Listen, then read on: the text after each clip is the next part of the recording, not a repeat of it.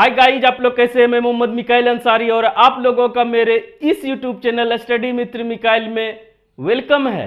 दोस्तों, जैसा कि हम लोगों ने शुरू किया है how to translate into English, जो कि ट्रांसलेशन की बहुत ही अच्छी बुक है और जो हमें हिंदी से इंग्लिश में ट्रांसलेट करने सिखाती है। और दोस्तों, यह बुक आर.पी. सिन्हा के द्वारा लिखी गई है। अब भी जो हमारा चल रहा है वो चैप्टर नंबर 28 और अभी स्ट्रक्चर हमारा है 13 और इसका टॉपिक है दोस्तों इस स्ट्रक्चर का, इस पूरे चैप्टर का नहीं, इस स्ट्रक्चर का कि किसी वस्तु की दर या कीमत यानी कि रेट और प्राइस को हम लोग इंग्लिश में कैसे बताएंगे।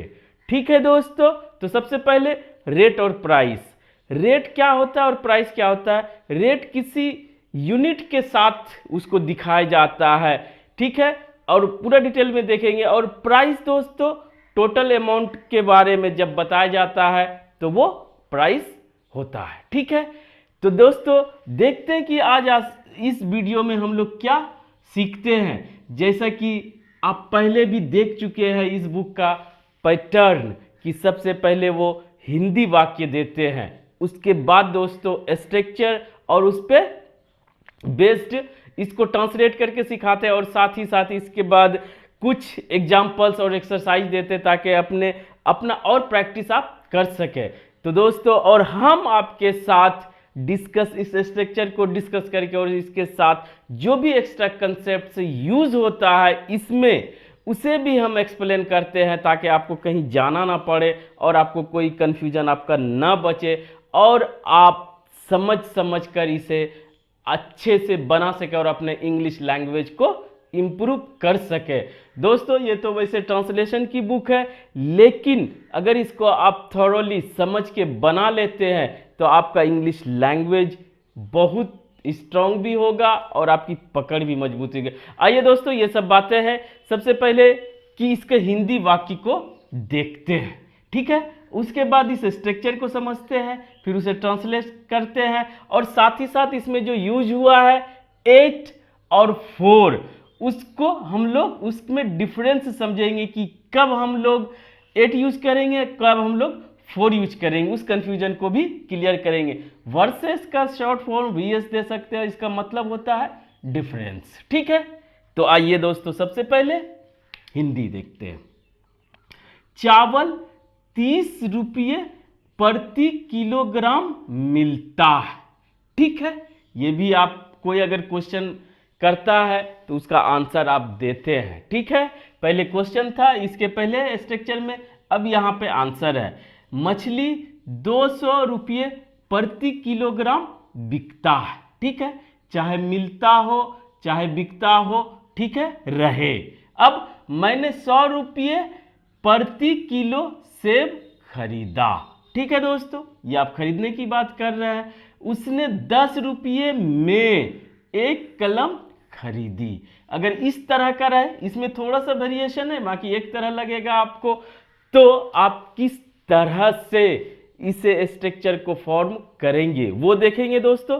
तो सबसे पहले स्ट्रक्चर, अगर फर्स्ट स्ट्रक्चर की बात करते हैं तो दोस्तों सब्जेक्ट हमारा रहेगा, वर्ब रहेगा, और ये दोनों या तो टेंस के अकॉर्डिंग रहेगा या दोस्तों वॉइस के अकॉर्डिंग। इसमें डिटेल में बात कर चुके हैं दोस्तों, अब बार बार एक ही चीज। ठीक है, टेंस वॉइस जो भी आप पढ़े, उसके बाद अगर आप रेट की बात करते हैं, रेट क्या होता है दोस्तों, पर यूनिट या कहिए पर पीस। रेट यूनिट आप जानते हैं, ठीक है, स्टैंडर्ड यूनिट जो भी होता है, केजी हो, सेकेंड हो, चाहे वो लीटर हो, मीटर हो, चाहे किलोमीटर हो, कुछ भी हो, पर यूनिट की बात करते हैं या इसे ए से भी डिनोट किया जाता है, आप दिखा सकते हैं। और रेट यही होता है जो कि एक की बात करता है, पर यूनिट, रेफरेंस के रूप में यूनिट के साथ। तो वहां पर आप दोस्तों 8 लगाएंगे। जब आप रेट की बात करेंगे तो वहां पर 8 का यूज करेंगे। क्लियर हो गया? ठीक है, अब दूसरा स्ट्रक्चर जो है हमारा, ये यहां तक टेंस या वॉइस के अकॉर्डिंग, चाहे वो एक्टिव में हो चाहे वो पैसिव में हो। और इसके साथ अगर आप प्राइस की बात करते हैं, अमाउंट की बात करते हैं और वो टोटल बात करते हैं, ठीक है, टोटल अमाउंट की बात करते हैं, 1 पीस लिए 10 पीस लिए, सबका एक्यूमुलेट जुड़ा हुआ टोटल अमाउंट की बात करते हैं, तो उसे दोस्तों हम लोग क्या बोलते हैं, प्राइस। और प्राइस की जब बात होगी तो वहां पर आप यूज करेंगे 4। क्लियर? यहां पर 8 रेट के लिए और प्राइस के लिए आप 4 यूज करेंगे। ये समझ गए? थ्योरेटिकल इतना ही था। अब बना के देखते हैं, ट्रांसलेट करके देखते हैं कि कैसे हम लोग डिफरेंशिएट भी करेंगे और उसको हम लोग स्ट्रक्चर भी बनाएंगे। तो अगर ये इसकी बात करते, चावल 30 रुपये प्रति किलोग्राम मिलता है, जब भी हिंदी में ये प्रति आ जाए तो समझिए कि ये यूनिट रेट की बात कर रहा है। ठीक है, इतना समझ गए? जैसे राइस चाहे मिलता रहे चाहे बिकता रहे, ठीक है, उसके लिए सेल मीन्स बेचना होता है। और प्रेजेंट इंडेफिनिट टेंस में अगर एक की बात कर रहा है तो वहां पर एस या ई एस लगाया जाता है V5 बनाने के लिए। तो ये टेंस इस सब के अकॉर्डिंग राइस सेल्स, इतना आप समझ गए। ठीक है, चाहे बिकता हो चाहे मिलता हो। उसके बाद क्या कर रहा है बात, प्रति किलोग्राम पर केजी कितना रुपया, 30 रुपीज पर केजी।